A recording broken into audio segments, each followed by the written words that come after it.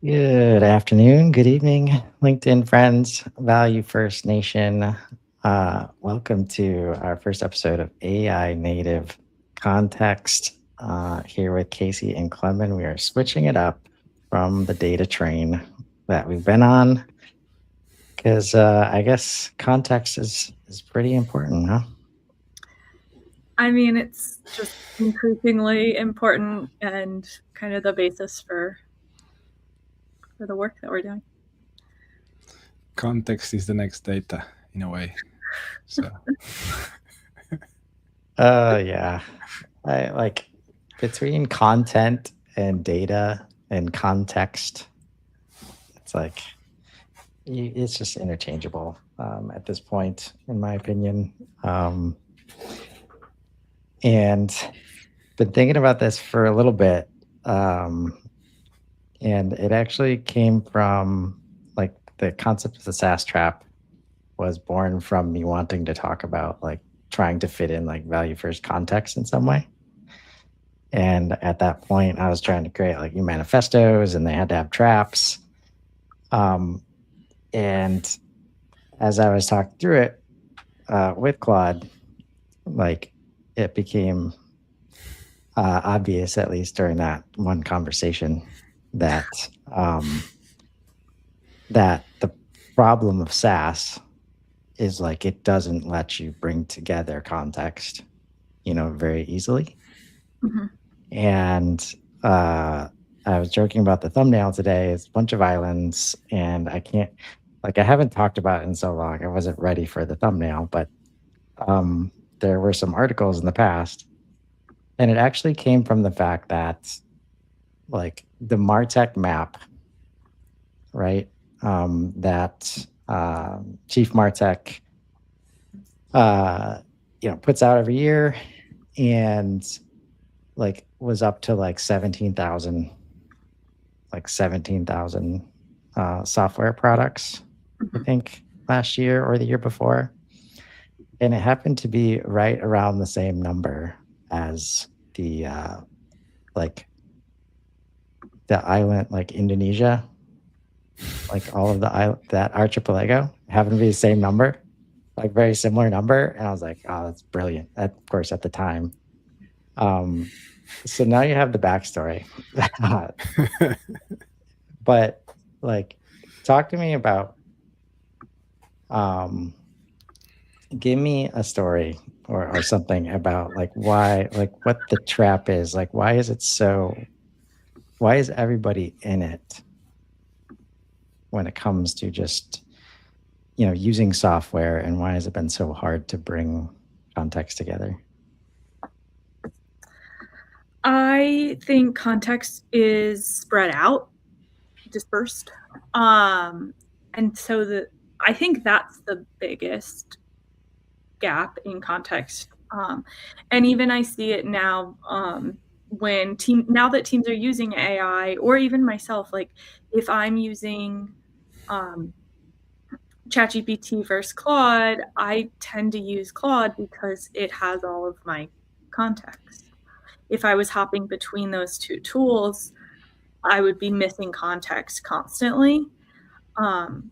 So, and that's just like, I still have things in my brain also, but then you add that like to a larger organization, and context is sitting in all these different teams, and it's just really hard at any point for all of that really to come together.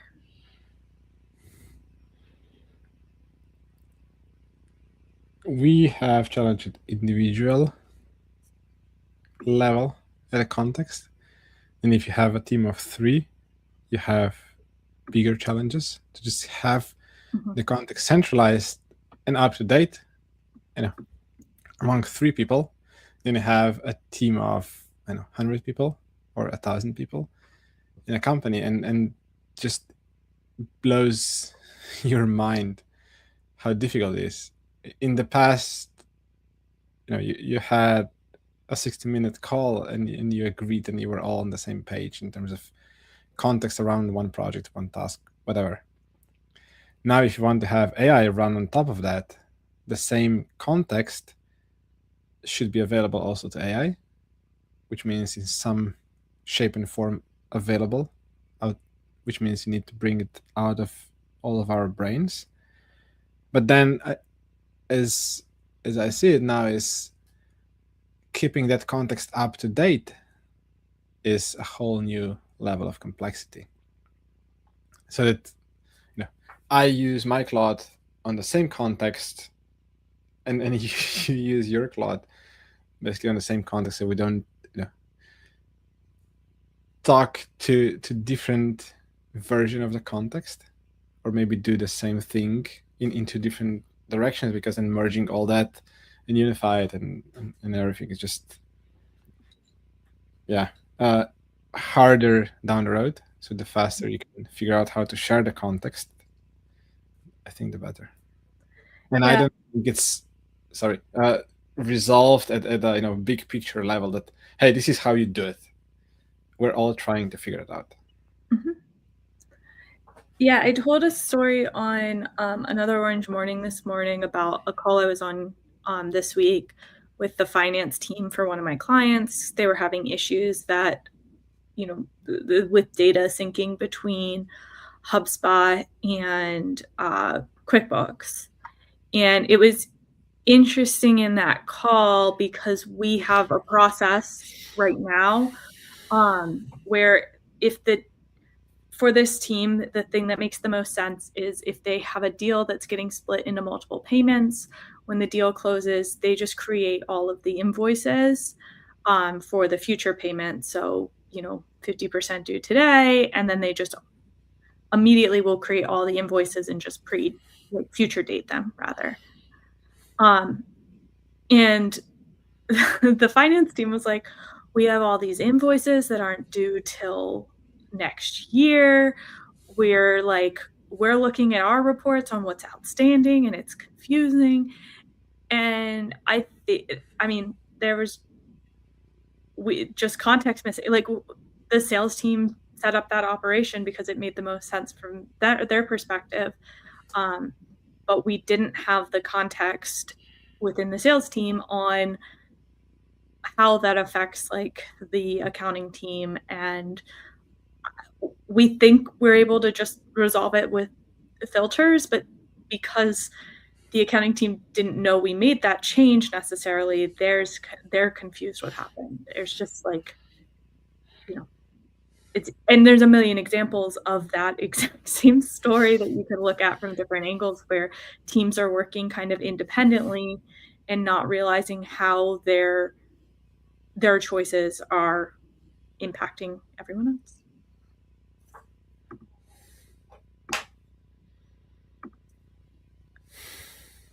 Yeah,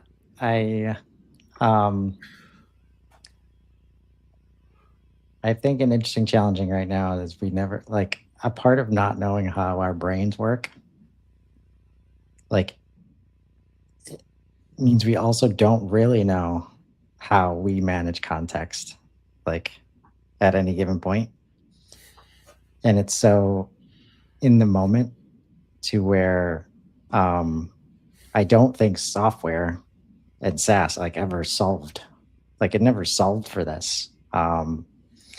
Even in the rare cases where you could deliver a full platform, like ERPs, SAPs, those kinds of scales, it's still that you found ways to silo the teams within those products, and it felt like it didn't feel like it was the same product everywhere, and everybody still has their stuff outside. So you end up with this system where, okay, if you're going into business and you're trying to profit from software, and you likely are not building SAP, ERP size companies, it's point solutions, right? That's been a very common phrase. And you sell point solutions by selling point problems or solving point problems. And as the teams work together, as before there was software, right? We're all working together in person, and we're yelling across rooms. We're like talking whenever we need to, like, oh man, Clemen's on the line. Hold on. Like, let me go get some information from Casey. Be right back. Like, oh, you want to talk to somebody else today? Like, all right, let me go get them. Like all of these movements to just like hold, just like literally there's everything possible to hold all the context together and create it, like literally create the context story at any given moment to serve whatever's on the phone right now, or whoever you're talking to, right? And we never grew out of that. Like, and now AI can help you solve for it, but unless you know how to talk through a process, which again, part of the SaaS trap is that you've learned how to do it the way the software tools like are built to do it, right? And it's really it never kind of fails to amaze me each day how bad of a problem that is.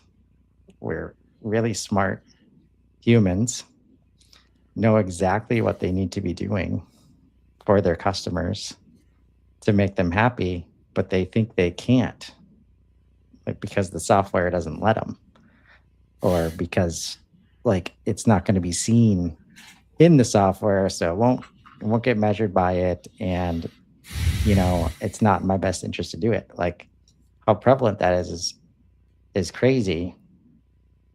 So like you try not to use it that much, like you try to just use it as minimal as possible, which puts you like up here, right, in this layer. Like let me just use it just enough so I can make my boss happy or remember what I did last time. But we're never touching like all of these layers, which is where the context tomorrow is, right? So it was kind of like when I first started thinking about it, it was a very powerful like metaphor to think about, like just how everything can be spread out, and you literally just, it's impossible to put all the context together. I think the limitations and the challenges of how rigid the SaaS was in the past just got us in the mind of, okay, we'll just live with that, and we'll have another Excel spreadsheet to have all the details on top of what we have in the CRM, ERP, whatever, or in that small point solution, because I know I can do 50-60% of the process there, but because of those limitations, I need to have something on top of it or around it. And then we were fine because it was too expensive to even think of doing something else or using something else and then building it from scratch. Now that burden is gone,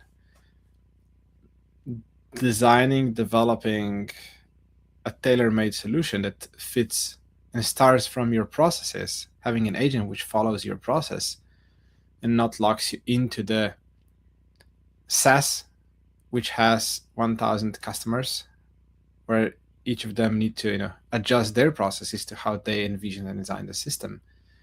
Now you can take the other approach because it's affordable and reasonable costs, which means we need to change our mind. It's not that, hey, I need another sheet in the spreadsheet to do that, but what is my process, what I want to do, so I can then spit it out. You need to think more of a process. Often you ask a person, define the SOP of a process you're following, and you will get 15 bullet points. And then you ask them, okay, we'll go through that process now. Share the screen, you'll show me what you're doing. And the person is clicking 50 times more than those 15 bullet points. And you're asking, so why are you doing that? If that is that part of a process or not? I mean, yes, but I just click because I know I need to click there. I mean, yes, but again, this is the context, which was just somewhere else, not in the process, in the system, because there was no place in that SaaS that they were using. Now I think is really the opportunity to go thoroughly through those processes, because we can build custom solutions to address those limitations that we had in the past. Yeah, I actually one time did there's an app or an extension for Chrome called Scribe, and it will like create process maps for you. And the first time I ever used that, I had an idea of what the process was, and then I was just trying it out using like the free version, and I like very quickly ran out of like I was like, oh, like however many steps it will like record, because there were way more steps than like air clicks, to your point, and then I like realized I had in whatever I was doing. It was just a bad record. That's just like, that was a weird one. Okay. Usually, we see the data. It's like, no, they're all anomalies. They're all exceptions. And that's how this, like, that's the difference that we have now. Like, you can reach to Breeze Assistant, you can reach to AI and just create what you need in the moment to start bridging these gaps, if you ask for it. And I think a part of our goal with this new series is to help you ask like AI, to understand your own processes, understand how important the context is,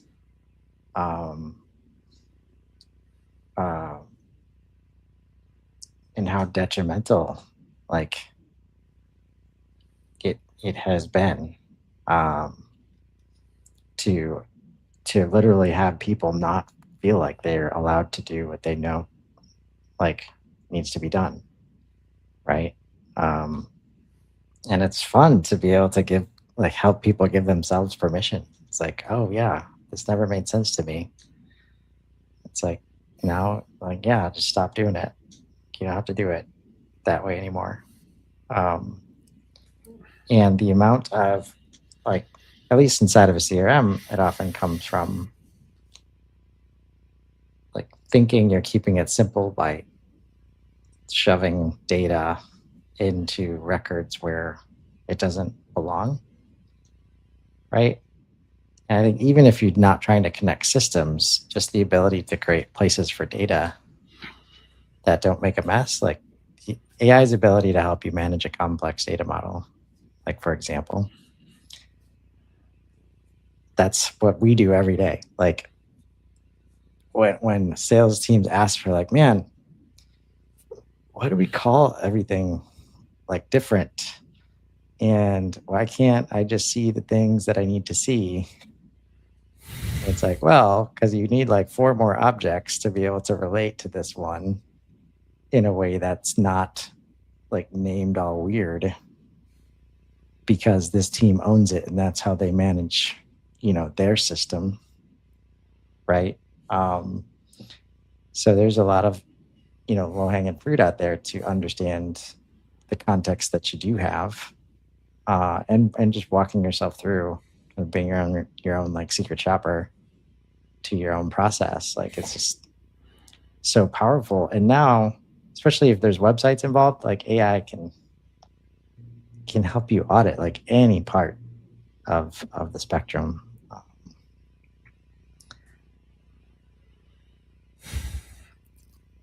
And the mind shift I'm also trying to remind myself all the time is, when you ask Claude to do something and the output is not what you expected, it's because you just you didn't provide a context,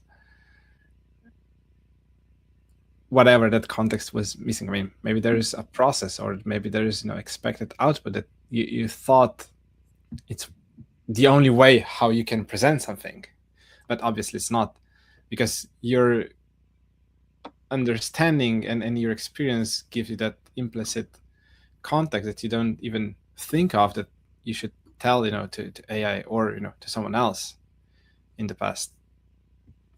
So if the output of any AI is not what you expected, there is most probably some context missing in the prompt or elsewhere.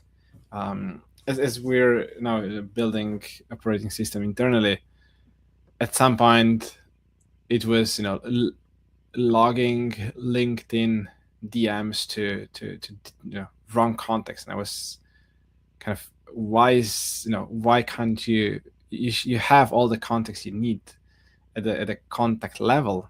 So you should figure out, Claude, you should figure out to which contact in HubSpot you should log that.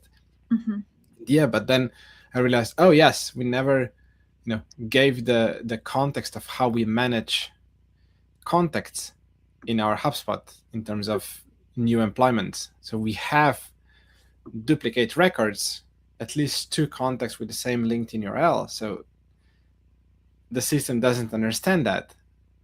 And at the time when the system we built needs to log a LinkedIn DM, it just picks one. Sometimes it picks the right one, sometimes the wrong one. But when we provided the context, how we manage those contacts, everything started working. I think the idea of context, like I think it's intimidating to think you have to deliver all of this context. Not only I do this when I deliver work to somebody else. I often in my head think about like this trade-off of how much work is it going to be for me to give them the context versus how much is it going to relieve for me to not have to do whatever the ask is. And I'm constantly doing those equations kind of in my head. And I think it's the same thing with AI. For me, it's been made easier because I use AI to draft follow-up emails after meetings and log kind of meeting notes. And there's super rich context in there. And then that suddenly kind of propels everything else forward. And that's made it much more approachable for me personally. But I know Chris and Klemen, you both have done more advanced stuff. Like Chris, you have agents that are custom for specific tasks and things. Like I can't even begin to imagine the process of doing that, if I'm honest. Like, oh. Yeah. And even still, I don't think I take it as far as I can. Like over the past week, as I started doing the Daily Show with Nico again, like continuing to build and like not settling for not having the expertise that you need or know how to solve the thing. Like you still get into moments where like even with 100 agents, with all like the job descriptions and like there still comes times where it's like, man, why isn't it getting that right? Like, why isn't this working? And then it takes like a couple of days to be like, oh, like the expertise is not in any of the agents or me like working on that thing. So I think like what we've all gotten good at because we've been in this trap is managing like with less than, right? Like creating workarounds, understanding that, all right, I can't really trust that data, but I know exactly where to go to confirm it. It's not going to solve it or keep me from doing that next time, but that's how I need to get it done right now. So that we don't even ask the question of like, all right, how do I not have to deal with this ever again? And then get a plan within like 5 minutes and then build it in 10 minutes. Like we just have not been taught that we can have nice things like that. Right? Yeah.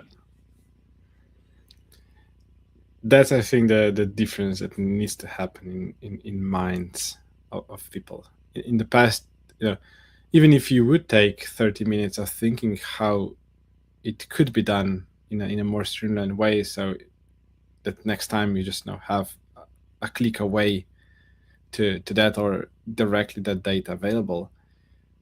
Even if you had a good plan, there was really long way to get it implemented in a way that you could just use it. Now you can. So it's worth spending 5-10 minutes of thinking what that abstraction of what you just did is, so that it works for all the other cases later.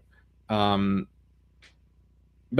our minds, I think, really need to change how we think. In the past, the main goal was, okay, I have a task, I need to get it done. You get it done. Next task, please. Now you don't necessarily need to think only that way. It's maybe worse, at the beginning you will be just wandering around and building stuff you will never use, but it's part of the change in each of our mind that needs to happen. Because possibilities, as I said, Chris, are here. You can now build stuff which you couldn't in the past. Yeah, it's like the opposite of point solutions. Like, there should be no what-off solves anymore. And that's what. So I appreciate how it's coming together, inside of platforms like HubSpot right now. But that is a serious shift. When you can see somebody start building, you start building apps and a Replit or something. But until you create this layer of context where you can just throw any idea over there and start to see value very quickly, because it just allows for this different level of value to be created, because you're not having to start from scratch ever. Right? And you start to plug that into systems of record like a HubSpot, then it's oh, you just have this ever growing body of context that stays maintained. And the amount of cleanup and time during meetings to just get aligned on what the data is supposed to be, right? Because our tools can't connect, or because it costs too much, or because we tried and it didn't work. And it was so painful that I don't ever want to think of that kind of project ever again. Right? Yeah. To now, where people who are taking this journey are I've never had so much fun in my life. Right? And they're at the same job. Right? Yeah. I think sometimes if you're able to build context in a way that feels fun, to your point, Chris, that sounds stupid probably, but it is real. You had mentioned, I think when we were live, I don't think it was in the pre-show, but you having conversations with Claude, and I find when I'm in active conversations with Claude, that's when I get the best outcomes out of Claude or any AI tool. But and all of that is building context, really, and you're strategizing with someone, and so it feels kind of rewarding. We all know AI's tends to compliment you and stuff like that. So that's also not a bad thing when you're trying to strategize. There's some benefit there. And I don't know, I just think building context often is actually the most fun and rewarding work that I do with AI. It just also can be kind of time consuming. Especially for me to do it well, I have to lock in, and in a world where we're getting pulled in a million different directions, and while we've been on this live for 30 minutes, I've heard my notifications go off at least 10 times. It's hard to lock in. And to have a clean and structured context, it's not one prompt away. This is where you need to be invested and take the time to think through it, because with just one simple prompt you'll not get what you want in a way that will compound down the road. And with each and every one being pulled in so many directions, with so many notifications, so many stuff happening, you quickly get distracted.